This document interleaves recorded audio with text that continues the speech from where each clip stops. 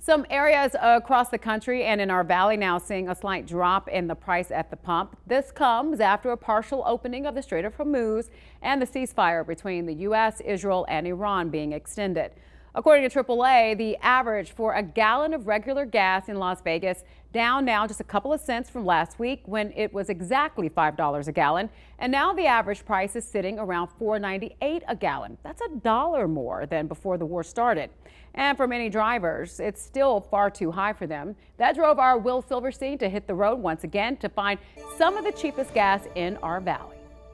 News 3 is back on the road and looking for the cheapest gas in our valley using gas price app Gas Buddy. Starting off back in the southeast in Henderson, last week the cheapest gas we found was $4.43 at a 76. A new cheapest station has taken the crown in that part of town. It's a Sinclair on Boulder Highway charging $4.29. That's where we found DoorDasher Ray Fernandez. If you look around, a lot of DoorDashers, Uber Eats, Grubhub, they will come to gas stations like this one, especially this one, 24/7. Fernandez can drive upwards of 10 hours a day for his job. He says he recommends other Dashers and rideshare drivers to the location, telling us he and others drive out of their way to come to this station.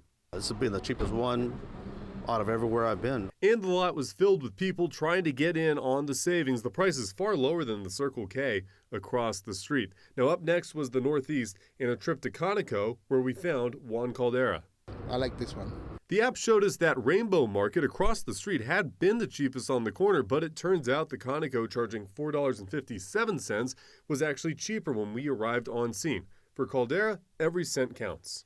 We were driving to the other one, the Rainbow, and we thought that was going to be the cheapest, but this one's 2 cents cheaper. Yes, yeah. You know, 2 cents right now, it counts. You know, like everybody says, every penny counts. So 2 cents, even though you have to try a little bit longer, but you feel like, you know, you're saving money. In the search to save more money, News 3 headed to the Northwest where we found Brianna Marie at a Rebel charging $4.52.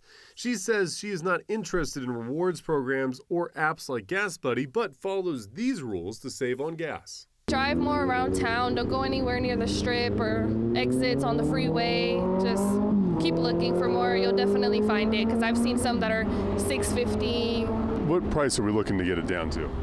$2. Obviously that's like the wish, but it's not gonna happen. So maybe $3, $3.30, around there. It's not quite $3.30, but a bit more than $1 more expensive is the cheapest station we found in the Southwest. It's a Maverick charging $4.37.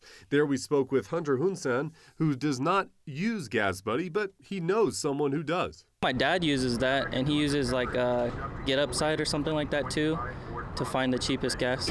Hunsan just follows the Maverick stations. He usually figures he gets the best deals there, but he's open to anything cheaper. I mean, times are tough, gas is expensive, so it's kind of just look and see. Look and see. And our Will Silverstein joins us now with more on this. Will, how much money can we actually save when we use those rewards programs?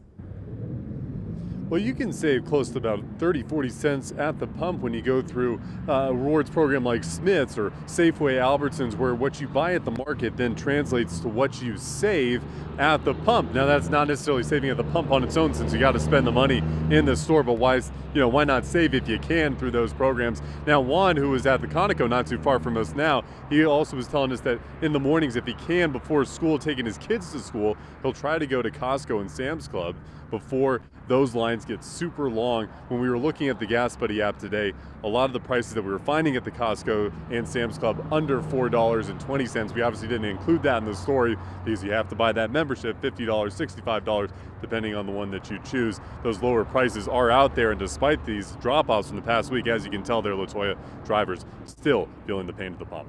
Yeah, I'm trying to do the math to see if it's worth it to get one of those cards because I'm almost there. Thank you so much, Will. Well,